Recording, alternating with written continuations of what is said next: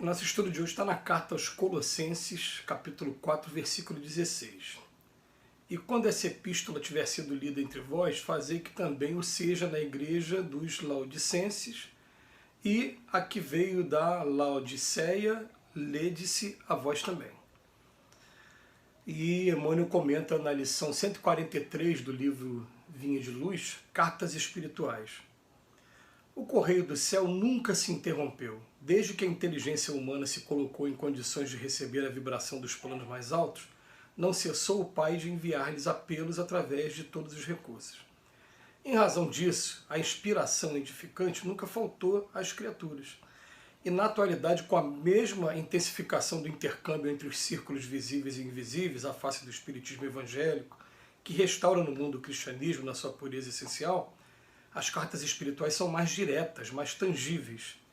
Grande parte dos estudantes, contudo, seguindo a velha corrente do indiferentismo, em reparando essa ou aquela página edificadora, procura avidamente os nomes daqueles a quem são dirigidos.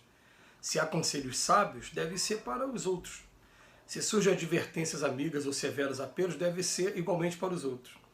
E compacta assembleia de companheiros demonstra singular ansiedade para receber mensagens particularistas, com apontamentos individuais. Para prevenir tais extremos, recomendava Paulo que as epístolas dedicadas a determinada igreja fossem lidas e comentadas em diferentes santuários, para a necessária fusão e dilatação dos conhecimentos elevados. As cartas espirituais de hoje devem observar idêntico processo. Somos compelidos a reconhecer que todos somos individualmente portadores de um tempo interno. Saibamos extinguir as solicitações egoísticas e busquemos em cada mensagem do plano superior a consolação, o remédio, o conselho ou a advertência de que carecemos. Quando soubermos compreender as pequeninas experiências de cada dia com a luz do Evangelho, concluiremos que todas as epístolas do bem procedem de Deus para a comunidade geral de seus filhos. Emmanuel vem aproveitar para dizer que hoje as cartas espirituais elas chegam de maneira mais direta e mais intensa. E a gente não precisa, de forma alguma, estar contando com um médium como Chico Xavier, que é considerada uma das maiores, se não a maior antena psíquica que esse mundo conheceu, né, de intercâmbio entre os dois lados da vida aqui. Mas tem muitos lugares que eu tive a oportunidade até de conhecer também. Muito particularmente vou estar falando de um lugar aqui que se um dia alguém ouvir de lá, né, fica o meu abraço, um lugar chamado Piquete, em São Paulo, em que em uma casa espírita os companheiros falavam o seguinte: as pessoas falavam, a gente aqui não tem contato com nossos mentores, a gente não sabe o nome dos nossos mentores. Eu falei, peraí, como não tem contato? Peraí, vamos fazer uma experiência, quer ver? Uma coisa simples.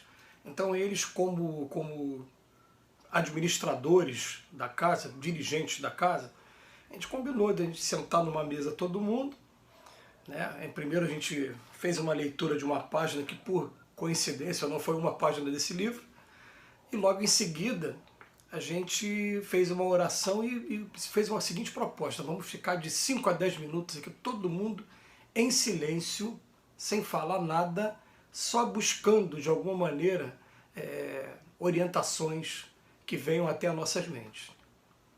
Aí, terminada essa orientação, olha bem como o estudo, como é que, né, o direcionamento foi preciso. Terminou o estudo, terminou aqueles 5 a 10 minutos, quando o primeiro começou a falar, posso falar? Pode. Veio na minha cabeça isso, isso, isso, aí o outro, pô, é exatamente isso que veio aqui também. Tá vendo, gente? Como é que não tem intercâmbio?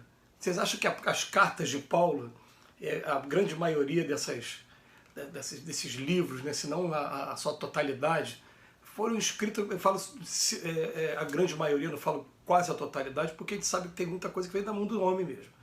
Mas a grande maioria das cartas que estão nas Escrituras, tanto no Velho Testamento como no Novo Testamento, foram inspiradas, e a inspiração é assim, ela não precisa ser de maneira direta. Só que o que acontece, né, muitas pessoas elas querem saber o nome do mentor, elas querem que a pessoa se apresente, fala meu nome é tal e dê mensagens mais diretas. Não, e na verdade eles estão aqui orientando, e aí também fica o puxão de orelha que Emmanuel dá na gente aqui falando o seguinte: a gente fica o tempo todo querendo mensagens particulares. E usa a palavra que incomoda a gente, mas que é verdade, egoísticas também. é mensagens falando sobre o meu problema mais próximo. Ele vem falar pra gente, ó, vamos pegar o seguinte, olha, às vezes a gente vai receber na mensagem a consolação, o remédio, o conselho ou a advertência de que carecemos. Ah não, mas, gente, estou falando assim que muitas vezes, eu observei também, às vezes, em determinados lugares, como o Centro Espírita Leon Denis, que oferece sim um trabalho, enquanto a pessoa entra para assistir a palestra, ela faz uma pergunta lá, um receituário, e quando terminava a reunião, né? Estou falando quando terminava porque depois que começou a pandemia não está tendo esse serviço, né? Quando acabar a pandemia volta. Mas quando terminava a reunião, você ia lá e tinha uma resposta. E normalmente, pelo menos comigo, a resposta não tinha nada a ver com o que eu estava esperando. Por quê? Porque o que eu estava esperando era aquela coisa de interesse egoístico, de interesse particular. E a resposta veio no âmbito geral e algumas vezes me puxando a orelha, mas puxando a orelha dentro do sentido doutrinário, sem interferir no seu livre-arbítrio. Porque o espírito superior não interfere no livre-arbítrio de ninguém, ele apenas orienta, ele apenas ama o tempo todo.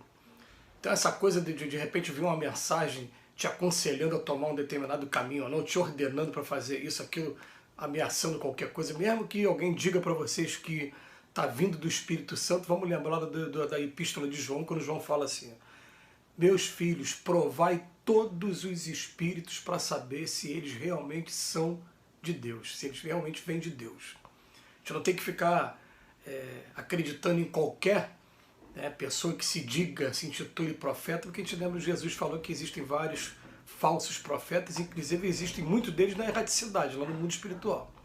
Né? Mas ele vem falar para a gente aqui também,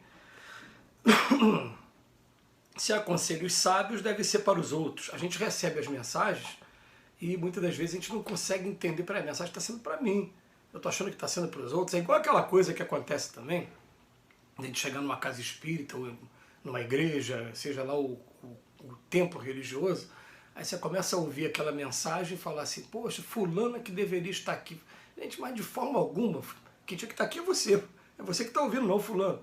Se o fulano tivesse que ouvir, ele estaria aqui agora.